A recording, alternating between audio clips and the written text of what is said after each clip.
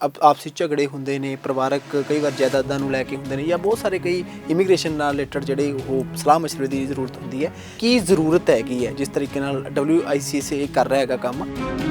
ਸੋ ਜਿੰਨੇ ਵੀ legal forms ਨੇ ਜਿੱਥੇ ਕਿ ਕੇਸਿਸ ਜਿਹੜੇ ਨੇ ਲੀਗਲ ਇਸ਼ੂਜ਼ ਉਹ ਚੱਲਦੇ ਨੇ ਜਾਂ ਕੇਸਿਸ ਹੁੰਦੇ ਨੇ, ਹਰ ਫੋਰਮ ਦੇ ਉੱਤੇ, ਉਹ ਭਾਵੇਂ ਸੁਪਰੀਮ ਕੋਰਟ ਹੈ ਜਾਂ ਹਾਈ ਕੋਰਟ ਹੈ, ਅਸੀਂ ਇੰਡੀਵਿਜੂਅਲਸ ਨੂੰ ਜਿਹੜੇ ਉਹਨਾਂ ਦੇ ਮੈਟਰਸ ਨੇ ਉਹਦੇ ਵਿੱਚ ਰਿਪਰੈਜ਼ੈਂਟ ਕਰ ਸਕਦੇ ਹਾਂ। ਇੱਥੇ ਆ ਕੇ ਹੀ ਤੁਹਾਡੇ ਤੱਕ ਪਹੁੰਚ ਕਰ ਸਕਦਾ ਹੈ, ਜਾਂ ਫਿਰ ਬਾਹਰ ਬੈਠਾ ਹੋ ਜਾਂ ਕੈਨੇਡਾ, ਅਮਰੀਕਾ, ਜਿੱਥੇ ਮਰਜ਼ੀ ਬੈਠਾ ਹੋਵੇ NRI, ਤਾਂ ਉੱਥੇ ਬੈਠ ਕੇ ਵੀ ਤੁਹਾਡੇ ਨਾਲ ਇੱਥੇ ਰਾਬਤਾ ਕਰਕੇ ਆਪਣਾ ਕੇਸ ਜਿਹੜਾ ਤੁਹਾਡੇ ਜ਼ਰੀਏ ਜਿਹੜਾ ਉਹ ਹੱਲ ਕਰਵਾ ਸਕਦਾ ਹੈ। ਅਸੀਂ ਸਾਨੂੰ ਫੋਨ ਕਰ ਸਕਦੇ ਨੇ, ਈਮੇਲ ਕਰ ਸਕਦੇ ਨੇ। ਸਾਡਾ ਜਿਹੜਾ ਟੋਰਾਂਟੋ ਆਫਿਸ ਹੈਗਾ ਜਾਂ ਸਾਡਾ ਵੈਂਕੂਵਰ ਆਫਿਸ ਹੈ, ਉਹਨੂੰ ਕੰਟੈਕਟ ਕਰ ਸਕਦੇ ਨੇ। ਸੋ ਉੱਥੇ ਬੈਠਿਆਂ ਹੀ ਉਹ ਸਾਡੇ ਨਾਲ ਈਮੇਲ ਦੇ ਉੱਤੇ ਜਾਂ ਟੈਲੀਫੋਨ ਦੇ ਉੱਤੇ ਸੰਪਰਕ ਕਰ ਸਕਦੇ ਨੇ, ਅਤੇ ਉੱਥੋਂ ਅਸੀਂ ਅੱਗੇ ਉਹਨੂੰ ਕੇਸ ਨੂੰ ਟੇਕ ਅਪ ਕਰਕੇ ਉਹਨਾਂ ਦੇ ਨਾਲ ਕੰਮ ਕਰਨਾ ਸ਼ੁਰੂ ਕਰ ਸਕਦੇ ਹਾਂ, ਤਾਂ ਕਿ ਇੱਕ ਹੈਸਲ ਫਰੀ ਮੈਨਰ ਦੇ ਵਿੱਚ ਸਾਰੇ ਇੰਡੀਵਿਜੂਅਲਸ ਨੂੰ, ਫੈਮਲੀਜ਼ ਨੂੰ ਉੱਥੇ ਬੈਠਿਆਂ ਹੀ ਇਹ ਸਾਰੇ ਦਾ ਸਾਰਾ ਸੋਲਿਊਸ਼ਨ ਇੱਕ ਜਗ੍ਹਾ ਤੋਂ ਪ੍ਰੋਵਾਈਡ ਕੀਤਾ ਜਾ ਸਕੇ। ਮਤਲਬ ਜੇ ਕੇਸ ਪੂਰਾ ਚੱਲਦਾ ਤਾਂ ਗੇੜੇ ਤੁਸੀਂ ਕਿੰਨੇ ਕੁ ਮਰਵਾਉਂਦੇ ਹੋ ਉਹਨਾਂ ਦੇ ਵੀ? ਇੰਡੀਵਿਜੂਅਲੀ ਆਪ ਗੇੜੇ ਮਾਰਨ ਦੀ ਕੋਈ ਲੋੜ ਨਹੀਂ ਹੈਗੀ ਹੈ। ਉਹ ਜਿਹੜਾ ਕੰਟੈਕਟ ਜਾਂ ਕਮਿਊਨੀਕੇਸ਼ਨ ਹੈ ਉਹ ਸਾਡੇ ਨਾਲ ਫੋਨ, ਈਮੇਲ ਦੇ ਉੱਤੇ ਜਾਂ ਫੋਨ ਦੇ ਉੱਤੇ ਰੱਖਦੇ ਨੇ, ਤੇ ਉਹਨਾਂ ਦੀ ਪ੍ਰੈਜ਼ੈਂਸ ਰਿਕੁਆਇਰਡ ਨਹੀਂ ਹੈ।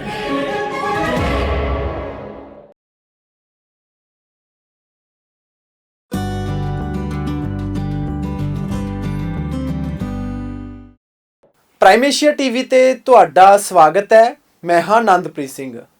ਬਹੁਤ ਸਾਰੇ NRIs ਦੇ ਨਾਲ ਜੁੜੇ ਹੋਏ ਮਸਲੇ, ਉਹ ਚਾਹੇ ਕਾਨੂੰਨੀ ਮਸਲੇ ਹੋਣ, ਚਾਹੇ ਫਿਰ ਕੋਈ ਹੋਰ ਮਸਲੇ ਹੋਣ, ਉਹਨਾਂ ਨੂੰ ਲੈ ਕੇ ਜਦੋਂ ਵੀ ਗੱਲ ਤੁਰਦੀ ਹੈ ਤਾਂ ਬਹੁਤ ਸਾਰੇ ਇਹੋ ਜਿਹੇ ਸਵਾਲ ਸਾਡੇ ਜ਼ਿਹਨ 'ਚ ਆਉਂਦੇ ਨੇ ਕਿ ਇਹਨਾਂ ਨੂੰ ਹੱਲ ਕਿਵੇਂ ਕੀਤਾ ਜਾਵੇ, ਕਿਉਂਕਿ ਬਹੁਤ ਸਾਰੇ NRIs ਦੇ ਮਸਲੇ ਉਹ ਜੁੜੇ ਉਹਨਾਂ ਦੀ ਆਪਣੀ ਮਾਤ ਭੂਮੀ ਭਾਰਤ ਦੇ ਨਾਲ, ਪੰਜਾਬ ਨਾਲ ਖਾਸ ਕਰਕੇ ਹੁੰਦੇ ਨੇ। ਤਾਂ ਇੱਥੇ ਕਈ ਕੋਰਟ ਕਚਹਿਰੀਆਂ ਦੇ ਵਿੱਚ ਵੀ ਕੇਸ ਹੁੰਦੇ ਨੇ, ਤਾਂ ਉਹਨਾਂ ਨੂੰ ਕਿਸ ਤਰੀਕੇ ਦੇ ਨਾਲ ਆਪਾਂ ਹੱਲ ਕਰ ਸਕਦੇ ਹਾਂ, ਅਤੇ ਕਿਹੋ ਜਿਹੇ ਕੇਸਾਂ ਦੇ ਵਿੱਚ ਕਿਹੋ ਜਿਹੇ ਤਰੀਕੇ ਦੇ ਨਾਲ ਜਿਹੜੀ ਉਹ ਕਾਨੂੰਨੀ ਸਲਾਹ ਮਸ਼ਵਰੇ ਦੀ ਆਪਾਂ ਨੂੰ ਲੋੜ ਹੁੰਦੀ ਹੈ, ਅਤੇ ਉਹ ਆਪਾਂ ਕਿਸ ਤਰੀਕੇ ਨਾਲ ਲੈ ਸਕਦੇ ਹਾਂ, ਇਹਦੇ ਬਾਰੇ ਅੱਜ ਅਸੀਂ ਗੱਲਬਾਤ ਕਰਾਂਗੇ। ਸਾਡੇ ਨਾਲ WWICS ਤੋਂ ਸੀਨੀਅਰ ਡਾਇਰੈਕਟਰ ਨੇ ਜਿਹੜੇ, ਗੱਲਬਾਤ ਉਹਨਾਂ ਨਾਲ ਕਰਾਂਗੇ, ਦਵਿੰਦਰ ਸੰਧੂ ਜੀ ਦੇ ਨਾਲ। ਸਭ ਤੋਂ ਪਹਿਲਾਂ ਉਹਨਾਂ ਦਾ ਸਵਾਗਤ ਸਰ, ਬਹੁਤ ਬਹੁਤ ਸਵਾਗਤ। ਸਤਿ ਸ਼੍ਰੀ ਅਕਾਲ ਜੀ। ਸਤਿ ਸ਼੍ਰੀ ਅਕਾਲ, ਥੈਂਕ ਯੂ ਜੀ। ਤੁਹਾਡਾ ਵੀ, ਪ੍ਰਾਈਮ ਏਸ਼ੀਆ ਚੈਨਲ ਦਾ ਤੇ ਸਾਰੇ ਵਿਊਅਰਸ ਦਾ। ਸੰਧੂ ਸਾਹਿਬ, ਕਿਵੇਂ ਦੇਖਦੇ ਹੋ ਬਹੁਤ ਸਾਰੇ NRIs ਦੇ ਮਸਲੇ ਨੇ, ਉਹ ਚਾਹੇ ਕਿਸੇ ਵੀ ਤਰੀਕੇ ਦੇ ਮਸਲੇ ਹੋ ਸਕਦੇ ਨੇ, ਉਹ ਕੋਈ ਪ੍ਰੋਪਰਟੀ ਦਾ ਡਿਸਪਿਊਟ ਹੋ ਸਕਦਾ, ਕੋਈ ਫੈਮਿਲੀ ਡਿਸਪਿਊਟ ਹੋ ਸਕਦਾ ਹੈ। ਬਹੁਤਿਆਂ ਲਈ ਤਾਂ ਇੱਥੇ ਆ ਕੇ ਉਹਨਾਂ ਕੇਸਾਂ ਨੂੰ ਇੱਥੇ ਆ ਕੇ ਲੜਨਾ, ਕੇਸਾਂ ਦੇ ਨਾਲ ਤੁਰਨਾ ਅੱਗੇ ਬੜਾ ਔਖਾ ਹੋ ਜਾਂਦਾ, ਕਿਉਂਕਿ ਤਰੀਕਾਂ ਬੜੀਆਂ ਲੰਮੀਆਂ ਪੈ ਜਾਂਦੀਆਂ ਨੇ। ਫਿਰ ਤੁਸੀਂ ਕਿਸ ਤਰੀਕੇ ਦੀਆਂ ਸੇਵਾਵਾਂ ਉਹਨਾਂ ਨੂੰ ਦਿੰਦੇ ਹੋ, ਅਤੇ ਕੀ ਇਸ ਨੂੰ ਤੁਸੀਂ ਮੰਨਦੇ ਹੋ, ਅਤੇ ਕਿੰਨੇ ਕੁ ਸਾਲ ਹੋ ਗਏ ਤੁਹਾਨੂੰ ਇਸ ਤਰੀਕੇ ਨਾਲ ਇਹ ਕੰਮ ਕਰਦੇ ਨੂੰ? ਐਕਚੁਅਲੀ WWICS ਦੇ ਜਿਹੜੇ ਆਫਿਸ ਨੇ, ਅਸੀਂ ਪਿਛਲੇ 30 ਸਾਲ ਤੋਂ ਇਮੀਗ੍ਰੇਸ਼ਨ ਫੀਲਡ ਦੇ ਵਿੱਚ ਕੰਮ ਕਰ ਰਹੇ ਹਾਂ ਜੀ। ਅਤੇ ਲੱਖਾਂ ਹੀ ਇੰਡੀਵਿਜੂਅਲਸ ਔਰ ਫੈਮਲੀਜ਼ ਸਾਡੇ ਥਰੂ ਮਾਈਗ੍ਰੇਟ ਹੋ ਕੇ ਕੈਨੇਡਾ ਅਤੇ ਹੋਰ ਬਹੁਤ ਸਾਰੇ ਕੰਟਰੀਜ਼ ਦੇ ਵਿੱਚ ਜਾ ਚੁੱਕੇ ਨੇ ਜੀ। ਅਤੇ ਇਸ ਪਿਛਲੇ ਤਕਰੀਬਨ 30 ਸਾਲਾਂ ਦੇ ਵਿੱਚ over A period of time ਅਸੀਂ ਰੀਅਲਾਈਜ਼ ਕੀਤਾ ਵੀ ਉਹਨਾਂ ਦੇ ਮਾਈਗ੍ਰੇਟ ਕਰਕੇ ਆਉਣ ਤੋਂ ਬਾਅਦ ਪਿੱਛੇ ਆਪਣੇ ਕੰਟਰੀ ਦੇ ਵਿੱਚ, ਮਾਤਰ ਭੂਮੀ ਦੇ ਵਿੱਚ, ਇੰਡੀਆ 'ਚ, ਪੰਜਾਬ 'ਚ ਜਾਂ ਹੋਰ ਸਟੇਟਸ ਦੇ ਵਿੱਚ ਵੀ ਕਾਫੀ ਸਾਰੇ ਇਸ਼ੂਜ਼ ਨੇ, ਲੀਗਲ ਇਸ਼ੂਜ਼ ਜਿਹੜੇ ਨੇ, ਜਿਹੜੇ ਕਿ ਪਿੱਛੇ ਅਨਰਿਜ਼ੋਲਵਡ ਰਹਿ ਜਾਂਦੇ ਨੇ ਜੀ। ਅਤੇ ਨਵੇਂ ਕੰਟਰੀ ਦੇ ਵਿੱਚ ਆ ਕੇ ਐਸਟੈਬਲਿਸ਼ ਹੋ ਕੇ ਸੈਟਲ ਹੋਣ ਤੋਂ ਬਾਅਦ ਇੰਨਾ ਆਸਾਨ ਨਹੀਂ ਰਹਿੰਦਾ ਵੀ ਉਹ ਵਾਪਸ ਆ ਕੇ ਆਪ ਉਹਨਾਂ ਨੂੰ ਪਰਸਿਊ ਕਰ ਸਕਣ, ਉਹਨਾਂ ਦੀ ਪੈਰਵਾਈ ਕਰ ਸਕਣ। ਅਤੇ ਇਸ ਕਰਕੇ ਅਸੀਂ ਜਿਹੜੇ ਇੰਡੀਆ ਦੇ ਵਿੱਚ ਹਰ ਤਰੀਕੇ ਦੀ ਲੀਗਲ ਸਰਵਿਸਿਜ਼ ਨੂੰ ਆਪਣੇ ਇਮੀਗ੍ਰੇਸ਼ਨ ਦੇ ਸਕੋਪ ਦੇ ਨਾਲ ਐਡ ਕਰਕੇ ਉਹ ਸਰਵਿਸਿਜ਼ ਵੀ ਦੇਣਾ ਸ਼ੁਰੂ ਕਰ ਦਿੱਤਾ ਹੈ। ਅਤੇ ਲੀਗਲ ਸਰਵਿਸ ਦੇ ਵਿੱਚ ਸਰ ਥੋੜ੍ਹਾ ਜਿਹਾ ਇਹਨੂੰ ਆਪਾਂ ਵਿਸਥਾਰ ਦੇ ਨਾਲ ਸਮਝਣ ਦੀ ਕੋਸ਼ਿਸ਼ ਕਰਾਂਗੇ ਤੁਹਾਡੇ ਤੋਂ, ਕਿਸ ਤਰੀਕੇ ਦੇ ਨਾਲ, ਕਿਉਂਕਿ ਬਹੁਤ ਸਾਰੇ ਜਿਹੜੇ ਆਪਸੀ ਝਗੜੇ ਹੁੰਦੇ ਨੇ, ਪਰਿਵਾਰਕ ਕਈ ਵਾਰ ਜਾਇਦਾਦਾਂ ਨੂੰ ਲੈ ਕੇ ਹੁੰਦੇ ਨੇ, ਜਾਂ ਬਹੁਤ ਸਾਰੇ ਕਈ ਇਮੀਗ੍ਰੇਸ਼ਨ ਨਾਲ ਰਿਲੇਟਡ ਜਿਹੜੇ ਉਹ ਸਲਾਹ ਮਸ਼ਵਰੇ ਦੀ ਜ਼ਰੂਰਤ ਹੁੰਦੀ ਹੈ, ਇਹਨੂੰ ਤੁਸੀਂ ਕਿਸ ਤਰੀਕੇ ਦੇ ਨਾਲ ਸਮਝਦੇ ਹੋ? ਕੀ ਜ਼ਰੂਰਤ ਹੈਗੀ ਹੈ ਜਿਸ ਤਰੀਕੇ ਨਾਲ WICS ਇਹ ਕਰ ਰਿਹਾ ਹੈਗਾ ਕੰਮ, ਅਤੇ ਇਹਦੀ ਕੀ ਜ਼ਰੂਰਤ ਕੀ ਪਈ ਹੈ, ਤੁਹਾਨੂੰ ਕੀ ਲੱਗਦਾ ਹੈਗਾ ਜੀ? ਐਕਚੁਅਲੀ ਤੁਹਾਡੀ ਗੱਲ ਠੀਕ ਹੈ ਜੀ। ਇਹਦੇ ਵਿੱਚ ਕਾਫੀ ਤਰੀਕੇ ਦੇ ਲੀਗਲ ਜਿਹੜੇ ਇਸ਼ੂਜ਼ ਹੁੰਦੇ ਨੇ, ਸਿਵਲ ਨੇਚਰ ਦੇ, ਮੈਟਰੀਮੋਨੀਅਲ ਇਸ਼ੂਜ਼ ਨੇ, ਕ੍ਰਿਮੀਨਲ ਇਸ਼ੂਜ਼ ਨੇ, ਕਈ ਕਮਰਸ਼ੀਅਲ ਨੇਚਰ ਦੇ ਉਹ ਨੇ, ਕੋਈ ਐਕੁਜ਼ੀਸ਼ਨ ਨੂੰ ਰਿਲੇਟਡ ਹੈ। ਸੋ ਇਹ ਫੋਰਮਸ ਬਹੁਤ ਸਾਰੇ ਨੇ, ਅਤੇ ਆਪਣਾ ਲੀਗਲ ਜਿਹੜੇ ਡਿਫਰੈਂਟ ਟਾਈਪ ਦੇ ਐਸਪੈਕਟਸ ਨੇ ਉਹ ਬਹੁਤ ਸਾਰੇ ਨੇ ਜੀ। ਇਹ ਜਿਹੜੇ ਉਹਨਾਂ ਦੇ ਆਪਣਾ ਲੀਗਲ ਜਿਹੜੇ ਇਸ਼ੂਜ਼ ਨੇ ਉਹ ਡਿਸਟ੍ਰਿਕਟ ਲੈਵਲ 'ਤੇ ਥੱਲੇ ਕੰਜ਼ਿਊਮਰ ਲੈਵਲ ਦੇ ਉੱਤੇ ਕੰਜ਼ਿਊਮਰ ਕੋਰਟਸ ਦੇ ਵਿੱਚ ਜਾਂ ਸੈਸ਼ਨ ਕੋਰਟਸ ਦੇ ਵਿੱਚ, ਹਾਈ ਕੋਰਟ ਜਾਂ ਸੁਪਰੀਮ ਕੋਰਟ ਤੱਕ। ਸੋ ਜਿੰਨੇ ਵੀ ਲੀਗਲ ਫੋਰਮਸ ਨੇ ਜਿੱਥੇ ਕਿ ਕੇਸਿਸ ਜਿਹੜੇ ਨੇ ਲੀਗਲ ਇਸ਼ੂਜ਼ ਉਹ ਚੱਲਦੇ ਨੇ ਜਾਂ ਕੇਸਿਸ ਹੁੰਦੇ ਨੇ, ਹਰ ਫੋਰਮ ਦੇ ਉੱਤੇ ਅਸੀਂ ਇੰਡੀਵਿਜੂਅਲਸ ਨੂੰ ਜਿਹੜੇ ਉਹਨਾਂ ਦੇ ਮੈਟਰਸ ਨੇ ਉਹਦੇ ਵਿੱਚ ਰਿਪਰੈਜ਼ੈਂਟ ਕਰ ਸਕਦੇ ਹਾਂ ਤੇ ਉਹਨਾਂ ਨੂੰ ਰਿਜ਼ੋਲਵ ਕਰਕੇ ਐਮਿਕੇਬਲੀ ਉਹਨਾਂ ਨੂੰ ਉਹ ਜਿਹੜੇ ਇਸ਼ੂਜ਼ ਦੇ ਵਿੱਚੋਂ ਉਹਨਾਂ ਨੂੰ ਡਿਸਪਿਊਟ ਨੂੰ ਜਾਂ ਉਹਨਾਂ ਦੀ ਪ੍ਰਾਪਰਟੀ ਰਿਲੇਟਡ ਕੋਈ ਇਸ਼ੂ ਹੈ ਸਾਰਿਆਂ ਨੂੰ ਪ੍ਰੋਪਰਲੀ ਰਿਜ਼ੋਲਵ ਕੀਤਾ ਜਾ ਸਕਦਾ ਹੈ। ਸਾਡੇ ਕੋਲ ਇਨ ਹਾਊਸ ਲਾਇਰਸ ਨੇ, ਬਹੁਤ ਵੱਡੀ ਟੀਮ ਹੈ ਜਿਹੜੀ ਉਹਨਾਂ ਨੂੰ ਇਸ ਤਰੀਕੇ ਦੇ ਨਾਲ, ਪਲੱਸ ਉਹਨਾਂ ਦੇ ਕਿਸ ਜਗ੍ਹਾ ਦੇ ਉੱਤੇ, ਉਹ ਭਾਵੇਂ ਸੁਪਰੀਮ ਕੋਰਟ ਹੈ ਜਾਂ ਹਾਈ ਕੋਰਟ ਹੈ, ਜੇ ਕੋਈ ਸਪੈਸ਼ਲਾਈਜ਼ ਮੈਟਰ ਹੈ ਉਹਦੇ ਵਿੱਚ ਜੇ ਸਾਨੂੰ ਬਾਹਰਲੇ ਕਾਉਂਸਲ ਜਿਹੜੇ ਲੀਡਿੰਗ ਕਾਉਂਸਲਸ ਨੇ, ਲਾਇਰਸ ਨੇ, ਉਹ ਸਾਰੇ ਸਾਡੇ ਪੈਨਲ ਤੇ ਨੇ ਤੇ ਉਹਨਾਂ ਨੂੰ ਸਪੈਸੀਫਿਕ ਕੇਸਿਸ ਦੇ ਵਿੱਚ ਅਸੀਂ ਐਕਸਟਰਨਲ ਲਾਇਰਸ ਵੀ ਯੂਜ਼ ਕਰਦੇ ਹਾਂ। ਜੀ ਸੰਧੂ ਸਾਹਿਬ, ਕਿੰਨਾ ਸਮਾਂ ਹੋ ਗਿਆ WWICS ਨਾਲ ਤੁਹਾਨੂੰ ਜੁੜਿਆ ਨੂੰ, ਤੇ ਕਿੰਨਾ ਕੁ ਸਾਲ ਹੋ ਗਏ, ਤੇ ਕਿੰਨੇ ਕੁ ਕੇਸ ਹੈ ਜਿਹੜੇ ਤੁਸੀਂ ਇਸ ਵੇਲੇ ਜਿਹੜੇ ਉਹ ਹੱਲ ਕਰਾ ਦਿੱਤੇ ਨੇ ਜਾਂ ਫਿਰ ਅਜੇ ਚੱਲ ਰਹੇ ਨੇ ਜਾਂ ਹੱਲ ਕਰਾਉਣ ਦੇ ਨੇੜੇ ਤੇੜੇ ਨੇ? ਇੱਦਾਂ ਹੈਗਾ, ਅਸੀਂ ਜਿਵੇਂ ਮੈਂ ਦੱਸਿਆ ਸਾਨੂੰ ਇਮੀਗ੍ਰੇਸ਼ਨ ਜਿਹੜੀ ਹੈ ਉਹ ਵੀ ਇੱਕ ਲਾਅ ਦੀ ਡਿਵੀਜ਼ਨ ਹੈ, ਠੀਕ ਹੈ। ਸੋ ਉਹਦੇ ਵਿੱਚ ਤਾਂ ਸਾਨੂੰ 30 ਸਾਲ ਹੋ ਗਏ ਕੰਮ ਕਰਦੇ ਤੇ ਅਸੀਂ ਤਕਰੀਬਨ 4 ਲੱਖ ਤੋਂ ਉੱਤੇ ਇੰਡੀਵਿਜੂਅਲਸ ਨੂੰ ਜਿਹੜਾ ਹੈਗਾ ਲੀਗਲੀ ਇਮੀਗ੍ਰੇਟ ਕਰਾ ਚੁੱਕੇ ਹਾਂ, ਠੀਕ ਹੈ। ਜਿਹੜੇ ਦੂਜੇ ਜਿਹੜੇ ਡਿਵੀਜ਼ਨ ਹੈ ਜਿਹੜਾ ਅਸੀਂ ਸ਼ੁਰੂ ਕੀਤਾ ਹੈ ਉਹ ਅਸੀਂ ਤਕਰੀਬਨ 1 ਸਾਲ ਤੋਂ ਕੰਮ ਸ਼ੁਰੂ ਕੀਤਾ ਇਸ ਫੀਲਡ ਦੇ ਵਿੱਚ ਤੇ ਵੀ ਹੈਵ ਹੈਂਡਲਡ ਹੁਣ ਤੱਕ ਅਸੀਂ ਤਕਰੀਬਨ 300 ਤੋਂ 400 ਕੇਸਿਸ ਡਿਫਰੈਂਟ ਫੋਰਮਸ ਦੇ ਵਿੱਚ ਜਿਹੜੇ ਸਾਡੇ ਕੋਲ ਪਿਛਲੇ 1 ਸਾਲ ਦੇ ਵਿੱਚ ਆ ਚੁੱਕੇ ਨੇ, ਜਿਹੜੇ ਅਸੀਂ ਹੈਂਡਲ ਕਰ ਰਹੇ ਹਾਂ ਤੇ ਤਕਰੀਬਨ 100 ਤੋਂ ਉੱਤੇ ਕੇਸਿਸ ਹੋਣਗੇ ਜਿਹੜੇ ਸਕਸੈਸਫੁਲੀ ਕਨਕਲੂਡ ਹੋ ਚੁੱਕੇ ਨੇ ਉਹਦੇ ਵਿੱਚੋਂ। ਅੱਛਾ ਸਰ, ਇੱਕ ਗੱਲ ਦੱਸਿਓ ਕਿ ਮੰਨ ਲਓ ਕਿਸੇ NRI ਦਾ ਕੋਈ ਇਹੋ ਜਿਹਾ ਮਸਲਾ ਹੈਗਾ ਤੇ ਉਹ ਤੁਹਾਡੇ ਤੱਕ ਪਹੁੰਚ ਕਰਨਾ ਚਾਹੁੰਦਾ ਹੈਗਾ, ਤਾਂ ਕੀ ਉਹ ਇੱਥੇ ਆ ਕੇ ਹੀ ਤੁਹਾਡੇ ਤੱਕ ਪਹੁੰਚ ਕਰ ਸਕਦਾ ਜਾਂ ਫਿਰ ਬਾਹਰ ਬੈਠਾ ਹੋ ਜਾਂ ਕੈਨੇਡਾ, ਅਮਰੀਕਾ, ਜਿੱਥੇ ਮਰਜ਼ੀ ਬੈਠਾ ਹੋਵੇ NRI, ਤਾਂ ਉੱਥੇ ਬੈਠ ਕੇ ਵੀ ਤੁਹਾਡੇ ਨਾਲ ਇੱਥੇ ਰਾਬਤਾ ਕਰਕੇ ਆਪਣਾ ਕੇਸ ਜਿਹੜਾ ਤੁਹਾਡੇ ਜ਼ਰੀਏ ਜਿਹੜਾ ਉਹ ਹੱਲ ਕਰਵਾ ਸਕਦਾ? ਨਹੀਂ ਜੀ, ਅਸੀਂ ਉਹਨਾਂ ਨੂੰ ਕਨਵੀਨੀਅੰਸ ਇਹੀ ਚੀਜ਼ ਦੀ ਪ੍ਰੋਵਾਈਡ ਕਰ ਰਹੇ ਹਾਂ। ਲੋਕਾਂ ਲਈ ਕੰਮ ਛੱਡ ਕੇ, ਬਿਜ਼ਨਸ ਛੱਡ ਕੇ ਆਉਣਾ ਇੱਥੇ ਜਿਹੜਾ ਈਜ਼ੀ ਨਹੀਂ ਹੈ, ਇਸੇ ਵਾਸਤੇ ਅਸੀਂ we are just a phone call away. ਅਸੀਂ ਸਾਨੂੰ ਫੋਨ ਕਰ ਸਕਦੇ ਨੇ, ਈਮੇਲ ਕਰ ਸਕਦੇ ਨੇ, ਸਾਡਾ ਜਿਹੜਾ ਟੋਰਾਂਟੋ ਆਫਿਸ ਹੈਗਾ ਜਾਂ ਸਾਡਾ ਵੈਂਕੂਵਰ ਆਫਿਸ ਹੈ ਉਹਨੂੰ ਕੰਟੈਕਟ ਕਰ ਸਕਦੇ ਨੇ। ਸੋ ਉੱਥੇ ਬੈਠਿਆਂ ਹੀ ਉਹ ਸਾਡੇ ਨਾਲ ਈਮੇਲ ਦੇ ਉੱਤੇ ਜਾਂ ਟੈਲੀਫੋਨ ਦੇ ਉੱਤੇ ਸੰਪਰਕ ਕਰ ਸਕਦੇ ਨੇ ਤੇ ਉੱਥੋਂ ਅਸੀਂ ਅੱਗੇ ਉਹਨੂੰ ਕੇਸ ਨੂੰ ਟੇਕ ਅਪ ਕਰਕੇ ਉਹਨਾਂ ਦੇ ਨਾਲ ਕੰਮ ਕਰਨਾ ਸ਼ੁਰੂ ਕਰ ਸਕਦੇ ਹਾਂ। ਜੀ ਸੰਧੂ ਸਾਹਿਬ, ਤੁਸੀਂ ਦੱਸਿਓ ਕਿ ਇਹ ਇੱਕ ਤਰੀਕੇ ਨਾਲ ਤੁਸੀਂ ਤਾਂ ਪ੍ਰੋਫੈਸ਼ਨਲ ਤਰੀਕੇ ਦੇ ਨਾਲ ਸਾਰਾ ਇਹ ਕੰਮ ਕਰ ਰਹੇ ਹੋ ਤੇ ਇੱਕ ਕੋਈ NRI ਕਿਸੇ ਵਕੀਲ ਦੀ ਸਲਾਹ ਮਸ਼ਵਰੇ ਨਾਲ ਕਰਦਾ ਹੈਗਾ, ਉਹਨਾਂ ਨੂੰ ਕੇਸ ਦੇਣਾ ਤੇ ਤੁਹਾਡੇ ਨਾਲ ਕੰਮ ਕਰਨਾ, ਤੁਹਾਡੇ ਨਾਲ ਇੱਕ ਤਰੀਕੇ ਨਾਲ ਸਹਿਯੋਗ ਨਾਲ ਕੰਮ ਕਰਨਾ, ਇਹਦੇ ਵਿੱਚ ਫਰਕ ਤੁਸੀਂ ਆਪਦੇ ਲੈਵਲ ਦੇ ਉੱਤੇ ਕੀ ਮਹਿਸੂਸ ਕਰ ਰਹੇ ਹੋ ਤੇ ਤੁਸੀਂ NRIs ਨੂੰ ਕੀ ਕਹਿਣਾ ਚਾਹੁੰਦੇ ਹੋ?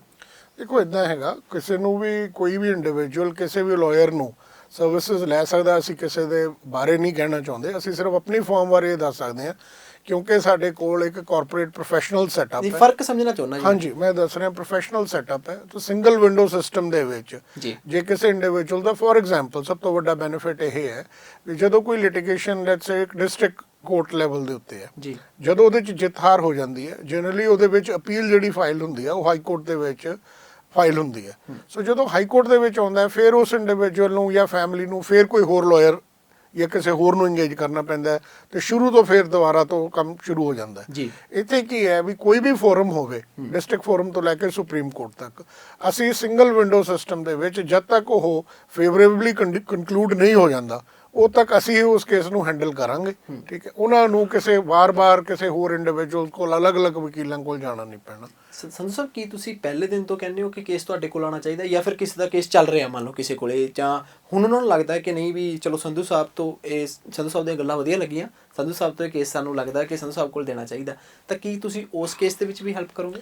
ਹਾਂਜੀ, ਕਿਸੇ ਵੀ ਸਟੇਜ ਦੇ ਉੱਤੇ ਜਿਹੜੀ ਆਨਗੋਇੰਗ ਲਿਟੀਗੇਸ਼ਨ ਹੈ ਕਿਸੇ ਵੀ ਫੋਰਮ ਤੇ ਚੱਲ ਰਹੀ ਹੋਵੇ ਉਹ ਅਸੀਂ ਟੇਕ ਓਵਰ ਕਰ ਸਕਦੇ ਹਾਂ ਕਿਉਂਕਿ ਉਹਦੇ ਵਿੱਚ ਲਾਇਰ ਨੇ ਜਿਹੜਾ ਇੰਡੀਵਿਜੂਅਲ ਹੈ ਉਹਨੇ ਵਕਾਲਤਨਾਮਾ ਦੇਣਾ ਹੁੰਦਾ। ਜਦੋਂ ਵਕਾਲਤਨਾਮਾ ਦੇ ਕੇ ਉਹ ਕਿਸੇ ਵੀ ਸਟੇਜ ਦੇ ਉੱਤੇ ਆਪਣਾ ਲਾਇਰ ਜਾਂ ਰਿਪਰੈਜ਼ੈਂਟੇਟਿਵ ਚੇਂਜ ਕਰ ਸਕਦੇ ਨੇ। ਸੋ ਅਸੀਂ ਆਨਗੋਇੰਗ ਲਿਟੀਗੇਸ਼ਨ ਵੀ ਕਿਸੇ ਵੀ ਇੰਡੀਵਿਜੂਅਲ ਦੀ ਜਿੱਥੇ ਕਿ ਉਹ ਸੈਟਿਸਫਾਈਡ ਨਹੀਂ ਹੈਗੇ ਜਿਸ ਤਰੀਕੇ ਦੇ ਰਿਜ਼ਲਟ ਆ ਰਹੇ ਨੇ ਜਾਂ ਜਿਸ ਤਰੀਕੇ ਨਾਲ ਉਹਨਾਂ ਦਾ ਕੇਸ ਹੈਂਡਲ ਕੀਤਾ ਜਾ ਰਿਹਾ ਤੇ ਅਸੀਂ ਕਿਸੇ ਵੀ ਸਟੇਜ ਦੇ ਉੱਤੇ ਉਹ ਕੇਸਿਸ ਟੇਕ ਓਵਰ ਕਰ ਸਕਦੇ ਹਾਂ। ਸੰਧੂ ਸਾਹਿਬ, ਸਭ ਤੋਂ ਵੱਡੀ ਗੱਲ ਹੁੰਦੀ ਹੈ ਯਕੀਨ, ਵਿਸ਼ਵਾਸ।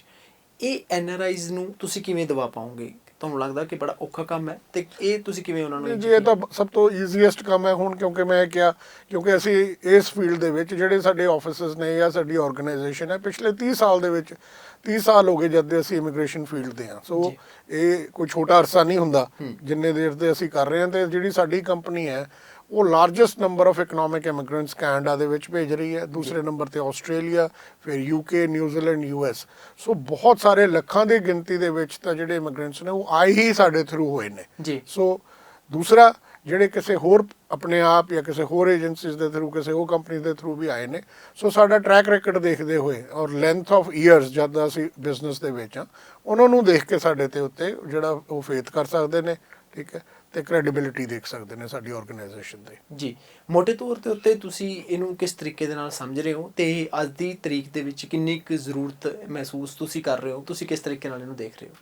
ਬੇਸਿਕਲੀ ਇਹਦੇ ਵਿੱਚ ਜਿਹੜਾ ਮਹਿਸੂਸ ਤਾਂ ਅਸੀਂ ਇਸੇ ਤਰੀਕੇ ਨਾਲ ਕੀਤਾ ਕਿਉਂਕਿ ਮੈਂ ਖੁਦ ਕੈਨੇਡੀਅਨ ਸਿਟੀਜ਼ਨ ਹਾਂ, ਠੀਕ ਹੈ, ਤੇ ਅਸੀਂ 1988 ਤੋਂ ਮੈਂ ਕੈਨੇਡਾ ਅਸੀਂ ਇਮੀਗ੍ਰੇਟ ਹੋ ਗਏ ਸੀਗੇ। ਸੋ 1988 ਔਨਵਰਡਸ ਐਂਡ ਮੈਂ ਖੁਦ ਕੈਨੇਡੀਅਨ ਸਿਟੀਜ਼ਨ ਹੋਣ ਦੇ ਨਾਤੇ ਮੈਂ ਫੀਲ ਕੀਤਾ ਔਰ ਉੱਥੇ ਬਹੁਤ ਸਾਰੇ ਦੋਸਤ ਮਿੱਤਰ ਰਿਲੇਟਿਵ ਫਰੈਂਡਸ ਨੇ ਤੇ ਜਿਨ੍ਹਾਂ ਦੀ ਸਾਰਿਆਂ ਦੀ ਰਿਕੁਆਇਰਮੈਂਟਸ ਨੂੰ ਸਮਝਦੇ ਹੋਇਆਂ ਹੀ ਅਸੀਂ ਇਸ ਡਿਸੀਜਨ ਤੇ ਪਹੁੰਚੇ ਵੀ ਇਹ ਬਹੁਤ ਹੀ ਜ਼ਰੂਰੀ ਸਰਵਿਸ ਰਿਕੁਆਇਰਡ ਹੈ ਤਾਂ ਕਿ ਇੱਕ ਹੈਸਲ ਫ੍ਰੀ ਮੈਨਰ ਦੇ ਵਿੱਚ ਸਾਰੇ ਇੰਡੀਵਿਜੂਅਲਸ ਨੂੰ ਫੈਮਲੀਜ਼ ਨੂੰ ਉੱਥੇ ਬੈਠਿਆਂ ਹੀ ਇਹ ਸਾਰੇ ਦਾ ਸਾਰਾ ਸੋਲਿਊਸ਼ਨ ਇੱਕ ਜਗ੍ਹਾ ਤੋਂ ਪ੍ਰੋਵਾਈਡ ਕੀਤਾ ਜਾ ਸਕੇ, ਉਹਨਾਂ ਨੂੰ ਮਿਲ ਜਾਵੇ ਤਾਂ ਕਿ ਉਹਨਾਂ ਨੂੰ ਕੋਈ ਪ੍ਰੋਬਲਮ ਕੋਈ ਦਿੱਕਤਾਂ ਦਾ ਸਾਹਮਣਾ ਨਾ ਕਰਨਾ ਪਵੇ। ਸੰਧੂ ਸਾਹਿਬ ਬਹੁਤ ਸਾਰੇ ਅਸੀਂ ਕੇਸ ਦੇਖਦੇ ਹਾਂ ਤੇ ਖਬਰਾਂ ਵੀ ਅਕਸਰ ਹੀ ਸੁਣਦੇ ਹਾਂ ਤੇ ਕੇਸ ਕੋਈ ਬਹੁਤਾ ਵੱਡਾ ਨਹੀਂ ਹੁੰਦਾ, ਕਈ ਵਾਰੀ ਕੇਸ ਛੋਟਾ ਹੀ ਹੁੰਦਾ, ਪਰਿਵਾਰਕ ਮਸਲਿਆਂ ਦੇ ਵਿੱਚ ਉਲਝਿਆ ਹੁੰਦਾ, ਪਰ ਐਨਆਰਆਈਜ਼ ਨੂੰ ਹੁੰਦਾ ਕਿ ਯਾਰ ਇੱਥੇ ਆਵਾਂਗੇ ਡਿਸਪਿਊਟ ਹੈਗਾ ਤੇ ਪਟਵਾਰੀ ਕੰਮ ਨਹੀਂ ਕਰਕੇ ਦਿੰਦਾ, ਬਹੁਤ ਲੰਮਾ ਸਮਾਂ ਹੋ ਜਾਂਦਾ, ਕਈ ਵਾਰੀ ਕੋਰਟ ਕਚਹਿਰੀਆਂ ਦੇ ਵਿੱਚ ਲੰਮੀ ਤਰੀਕਾਂ ਪੈ ਜਾਂਦੀਆਂ ਨੇ।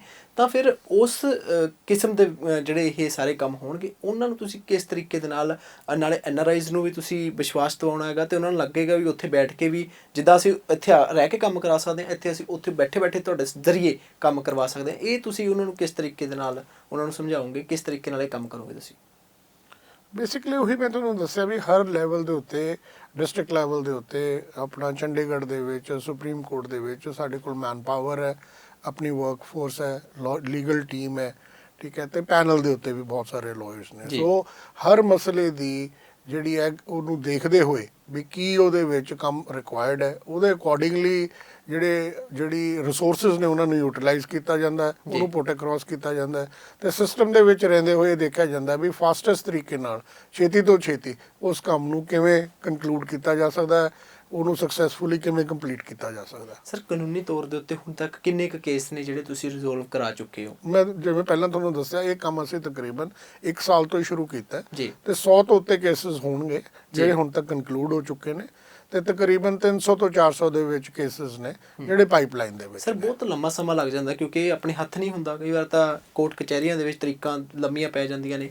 ਤਾਂ ਉਸ ਕੇਸ ਦੇ ਵਿੱਚ ਤੁਸੀਂ ਕਿਸ ਤਰੀਕੇ ਨਾਲ ਇਹ ਸਾਰੇ ਕੰਮ ਨੂੰ ਕਰਦੇ ਹੋ ਕਿ ਜਿਹੜਾ ਐਨਆਰਆਈ ਹੈ ਉਸ ਨੂੰ ਵੀ ਨਾ ਖੱਜਲ ਖੁਆਰ ਹੋਣਾ ਪਵੇ ਤੇ ਇੱਕ ਤਰੀਕੇ ਦੇ ਨਾਲ ਉਸ ਨੂੰ ਵੀ ਸੌਖ ਹੋ ਜੇ ਤੇ ਬਾਕੀ ਸਾਰੇ ਕੰਮ ਨੂੰ, ਕਿਉਂਕਿ ਇਹ ਬੜਾ ਔਖਾ ਕੰਮ ਹੁੰਦਾ ਹੈਗਾ, ਇਸ ਨੂੰ ਤੁਸੀਂ ਫਿਰ ਮੈਨੇਜ ਕਿਵੇਂ ਕਰ ਰਹੇ ਹੋ?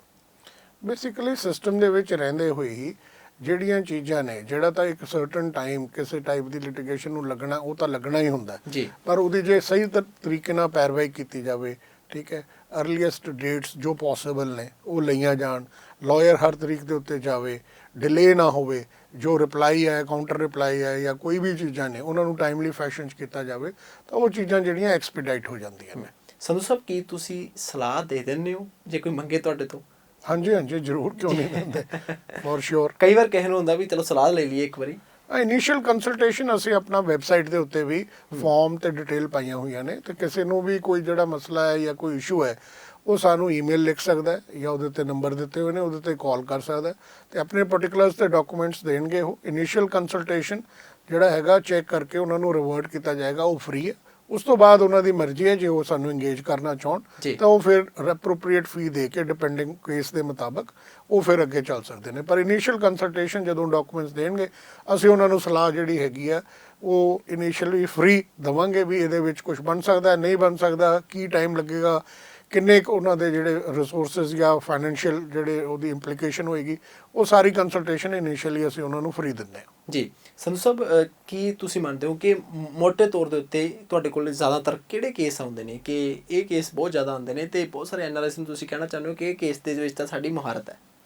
ਦੇਖੋ ਇੱਦਾਂ ਹੈਗਾ, ਕੇਸਿਸ ਸਾਡੇ ਕੋਲ ਹਰ ਇੱਕ ਟਾਈਪ ਦੇ ਹੁੰਦੇ ਨੇ, but majority cases civil nature ਦੇ ਨੇ, ਰਿਲੇਟਡ ਟੂ ਪ੍ਰਾਪਰਟੀਆਂ ਜਿਹੜੀਆਂ ਐਨਆਰਆਈਜ਼ ਦੀਆਂ ਨੇ। ਜੀ। ਬੇਸ਼ੱਕ ਉਹ ਲੈਂਡਸ ਨੇ, ਕੋਠੀਆਂ ਨੇ, ਪਲਾਟਸ ਨੇ ਜਾਂ ਹੋਰ ਕੋਈ ਚੀਜ਼ਾਂ ਨੇ ਜਿਹੜੀਆਂ ਕਿ ਉਹਦੇ ਰਿਲੇਟਡ ਲਿਟੀਗੇਸ਼ਨ ਡਿਸਪਿਊਟ, ਕਈ ਵਾਰੀ ਫੈਮਿਲੀ ਮੈਂਬਰਸ ਦੇ ਨਾਲ, ਕਈ ਵਾਰੀ ਹੋਰਾਂ ਦੇ ਨਾਲ, ਮੈਕਸਿਮਮ ਜਿਹੜੇ ਡਿਸਪਿਊਟ ਨੇ ਉਹ ਰਿਲੇਟਡ ਟੂ ਪ੍ਰਾਪਰਟੀ ਨੇ।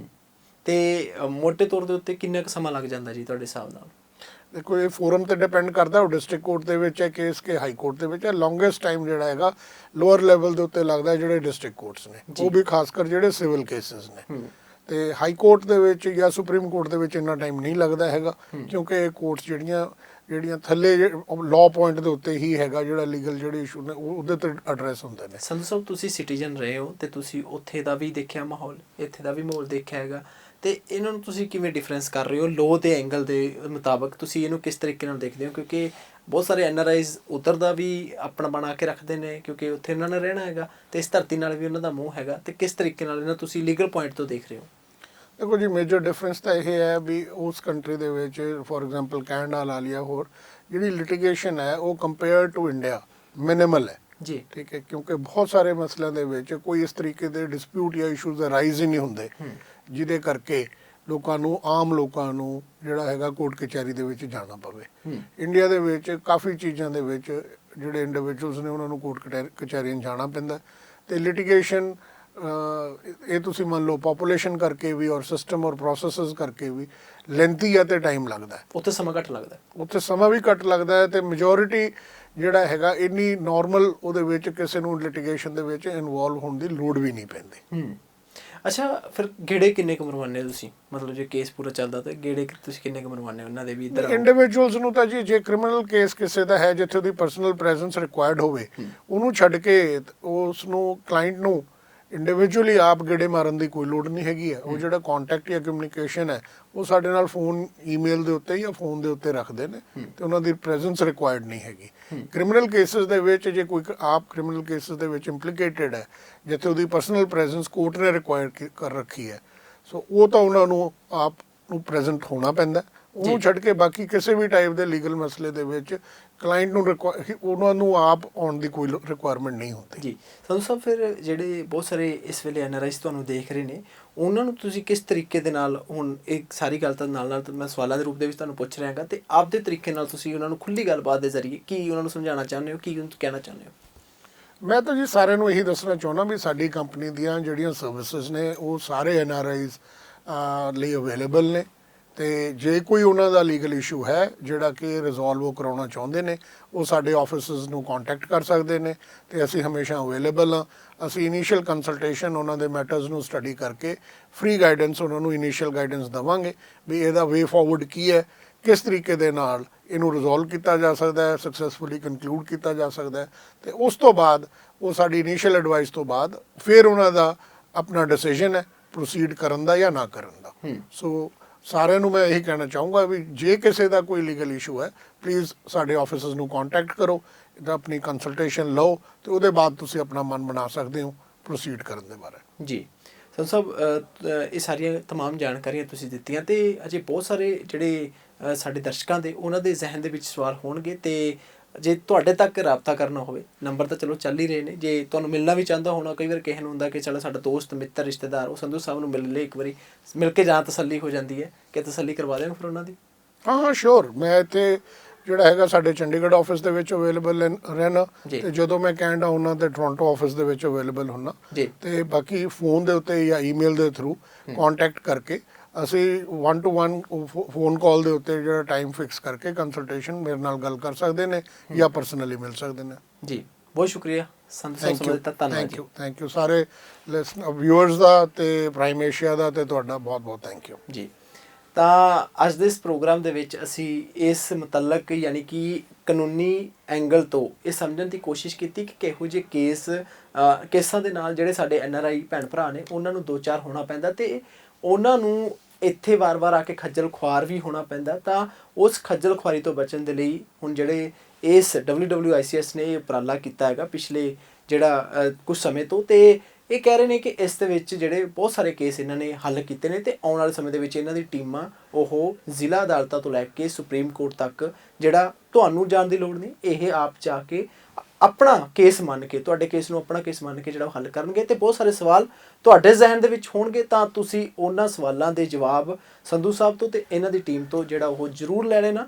ਫਿਲਹਾਲ ਮੈਨੂੰ ਯਾਨੀ ਆਨੰਦਪ੍ਰੀਤ ਸਿੰਘ ਨੂੰ ਦਿਓ ਇਜਾਜ਼ਤ। ਵੇਖਦੇ ਰਹੋ ਪ੍ਰਾਈਮ ਏਸ਼ੀਆ TV, ਤੁਹਾਡਾ ਆਪਣਾ, ਤੁਹਾਡੇ ਲਈ।